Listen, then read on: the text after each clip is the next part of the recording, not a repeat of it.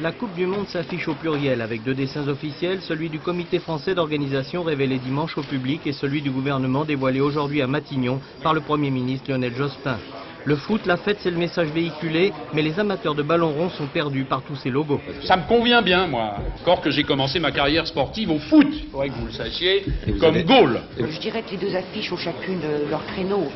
Il y a une affiche qui est très très belle d'ailleurs du comité français d'organisation que j'ai découverte dimanche matin, qui est bien centrée sur l'événement sportif, qui va être diffusé dans tous les milieux sportifs, etc. Et on avait besoin d'une affiche du gouvernement qui justement fasse de cette Coupe du Monde un événement de l'ensemble des Français. À côté des affiches de Nathalie Legal pour le CFO et de Jean-Paul Chambas pour le ministère, c'est aussi la guerre des mascottes. Footix pour France 98 et Jules pour l'équipe de France de football. Le public a encore 8 mois pour s'y retrouver dans tout ce marketing de coq symbolique. On mélange, c'est vrai, les genres, mais c'est difficile pour le comité de ne pas faire une mascotte et une affiche. C'est la loi du comité. Maintenant que l'équipe de France par d'autres personnes fasse une mascotte, on ne peut pas l'empêcher.